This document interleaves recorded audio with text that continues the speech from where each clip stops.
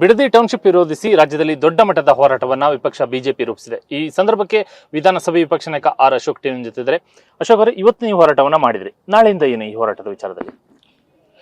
ಇವತ್ತು ಈ ಹೋರಾಟವನ್ನ ದೊಡ್ಡ ಮಟ್ಟದಲ್ಲಿ ನಾವು ಮಾಡಿದ್ದೀರಿ.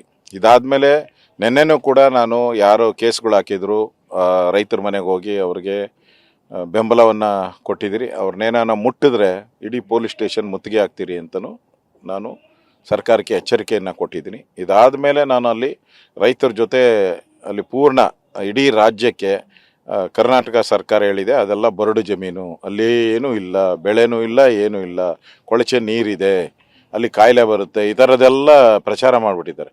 ಅದಕ್ಕೆ ನಾನು ಅಲ್ಲೇ ವಾತ ಇದ್ದು ಇಡೀ ಕರ್ನಾಟಕಕ್ಕೆ ಅದು ಎಂಥ ಜಮೀನು, ಫಲವತ್ತಾದ ಜಮೀನು, ತೆಂಗಿನ ಮರ ಇದೆ, ಅಡಿಕೆ ಮರ ಇದೆ, ಮಾವಿನ ಮರ ಇದೆ, ಹಣ್ಣಿನ ಮರಗಳಿದೆ, ಸಾವಿರಾರು ಹಸುಗಳಿದೆ, ಅಲ್ಲಿ ಲಕ್ಷಾಂತರ ಹಸುಗಳಿದೆ ಅಲ್ಲಿ. ಮತ್ತು ಇಷ್ಟು ಮರಗಳು, ಸುಮಾರು 20 ಲಕ್ಷಕ್ಕೂ ಹೆಚ್ಚು ಮರಗಳಿದೆ. ಈ ಮರಗಳೆಲ್ಲ ಕಳೆದ್ರೆ ಪರಿಸರ ಎಷ್ಟು ಹಾನಿ ಆಗುತ್ತೆ, ಇದನ್ನು ಇಡೀ ರಾಜ್ಯಕ್ಕೆ ತೋರಿಸ್ಬೇಕಾಗಿದೆ. ಸರ್ಕಾರ ಏನು ಹೇಳ್ತಾ ಇದೆ, ಇದು ಬರಡು ಜಮೀನು ಅಂತ, ಅದನ್ನು ಫಲವತ್ತಾದ ಜಮೀನು ಅಂತ ತೋರಿಸೋಕ್ಕೋಸ್ಕರ ನಾನು ಅಲ್ಲಿ ಒಂದು ದಿನ ಅಲ್ಲಿದ್ದು ರೈತರ ಜೊತೆ ಇದ್ದು ಇಡೀ ರಾಜ್ಯಕ್ಕೆ ತೋರಿಸುವಂಥ ಪ್ರಯತ್ನವನ್ನು ಮಾಡ್ತೀನಿ. ನೀವು ಯಾವಾಗ ಗ್ರಾಮೋತ್ಸವ ಮಾಡ್ತೀರಿ ಅಲ್ಲಿ? ಶೀಘ್ರ ಇದನ್ನು ನಾನು ಪಾರ್ಟಿಯ ಜೊತೆ ಮಾತಾಡಿ, ನಮ್ಮ ಅಧ್ಯಕ್ಷರ ಜೊತೆ ಎಲ್ಲ ಮಾತಾಡಿ ಆ ಟೈಮನ್ನು ಫಿಕ್ಸ್ ಮಾಡ್ತೀನಿ. ನಾನು ಫಿಕ್ಸ್ ಮಾಡಿ ಅಲ್ಲಿ ನಾನು ಈ ಹೋರಾಟಕ್ಕೆ, ರೈತರು ಏನು ಹೋರಾಟ ಮಾಡ್ತಾ ಇದ್ದಾರೆ ಅದಕ್ಕೆ ಬೆಂಬಲವಾಗಿ ಅವ್ರ ಜೊತೆ ನಿಲ್ತೀನಿ. ಅಲ್ಲಿ ರೈತರ ವಿರುದ್ಧ ಕೊಲೆ ಯತ್ನದ ಕೇಸನ್ನು ಕೂಡ ಈಗ ಪೊಲೀಸರು ದಾಖಲಿಸ್ತಾರೆ. ಅಷ್ಟು ಸುಲಭವಾಗಿ ಅದನ್ನು ವಾಪಸ್ ಪಡಿತಾರೆ ಅಂತ ವಿಶ್ವಾಸ ಇದೆ ನಮಗೆ? ನೋಡಿ, ಅಲ್ಲಿ ಕೊಲೆ ಪ್ರಯತ್ನ ಅಂತ ಹಾಕಿದ್ದಾರೆ, ನಮಗೆ ಹೊಡೆದಿದ್ದಾರೆ ಅಂತ ಇದಲ್ಲ. ಈ ಸರ್ಕಾರ ನಾವು ರೈತರ ಪರ ಅಂತಾರ. ರೈತರ ಮೇಲೆ ಕೊಲೆ ಕೇಸ್ ಹಾಕಿದ್ಮೇಲೆ ನೀವು ರೈತರ ಪರ ಹೆಂಗೆ ಆಗ್ತೀರಾ? ನೀವು ಹೋದವ್ರು, ಅಕ್ರಮವಾಗಿ ಹೋದವ್ರು ಯಾರು? ನೀವು. ನಿಮ್ಗೇನು ಅಧಿಕಾರ ಇದೆ? ಸರ್ವೆ ಮಾಡಿ ಹೋಗ್ಬೇಕಾದ್ರೆ ನೋಟಿಸ್ ಕೊಡ್ಬೇಕೆಲ್ಲ ರೈತರಿಗೂ. ನೋಟಿಸ್ ಕೊಟ್ಟಿದ್ದೀರಾ? ಇಲ್ಲ. ಮತ್ತು ಇನ್ಫಾರ್ಮೇಷನ್ ಮಾಡಿದ್ದೀರಾ? ಇಲ್ಲ. ಗ್ರಾಮ ಸಹಾಯಕರಿಗೆ ನಾನು ಹೇಳಿದ್ದೀರಾ?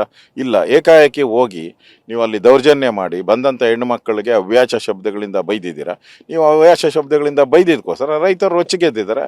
ನಮ್ಮ ಭೂಮಿ ನಮ್ಮ ಹಕ್ಕು, ನಾವು ಉಳಿಸ್ಕೊಂತೀವಿ, ಪ್ರಾಣ ಹೋದ್ರೂ ನಾವು ಭೂಮಿ ಬಿಡಲ್ಲ ಅಂತ ಹೇಳಿದ್ದಾರೆ. ಇವ್ರ ಜಮೀನು ಹಂಗೆ ಬಂದ್ಬಿಟ್ರೆ, ಕಾಂಗ್ರೆಸ್ ಜಮೀನುಗಳಿಗೆಲ್ಲ ಹಂಗೆ ಬಂದು ಯಾರಾನ ಬಂದರೆ ಬಿಟ್ಬಿಡ್ತೀರಾ ನೀವು? ಕಾಂಗ್ರೆಸ್ ಅವರು ನಿಮ್ಮ ಜಮೀನುಗಳವಲ್ಲ, ತೊಗೊಂಡೋಗಿ ಅಲ್ಲಿ ಮಾಡ್ಕೊಳ್ಳಿ. ನಿಮ್ಮ ಜಮೀನು ಸಾವಿರಾರು ಎಕರೆಗಳೈತಲ್ಲ, ಅಲ್ಲಿ ತೊಗೊಂಡೋಗಿ ಲೇಔಟ್ಗಳು ಮಾಡ್ಕೊಳ್ಳಿ. ಇಲ್ಲಿ ಯಾಕೆ ಬಂದಿದ್ದೀರಾ ಇವ್ರಿಗೆ? ಅದು ರೈತರ ಪ್ರಶ್ನೆ. ಅದಕ್ಕೆ ನಾವು ಈ ರೈತರು ಕೇಳ್ತಾ ಇರೋ ಪ್ರಶ್ನೆ ಸರಿ ಇದೆ ಅಲ್ಲಿ. ಮತ್ತು ನಾನೇ ಹೋಗಿದ್ನಲ್ಲ, ಅರ್ಧ ಇಂಚು 1 ಇಂಚು ಕೂಡ ಬೀಳ್ ಜಮೀನಿಲ್ಲ, ಎಲ್ಲ ಫಲವತ್ತಾದಂಥ ಜಮೀನು, ನೀರಾವರಿ ಜಮೀನು. ಲಕ್ಷಾಂತರ ರೂಪಾಯಿ ಸಂಪಾದನೆ ಮಾಡ್ತಾ ಇದ್ದಾರೆ ರೈತರದಿಂದ. ಅದಕ್ಕೆ ಅವ್ರು ಏನು ಹೋರಾಟ ಮಾಡ್ತಾ ಇದ್ದಾರೋ ಅದು ಕರೆಕ್ಟ್ ಇದೆ. ಅದಕ್ಕೋಸ್ಕರ ನಾವು ಬೆಂಬಲ ಕೊಟ್ಟಿದ್ದೀರಿ.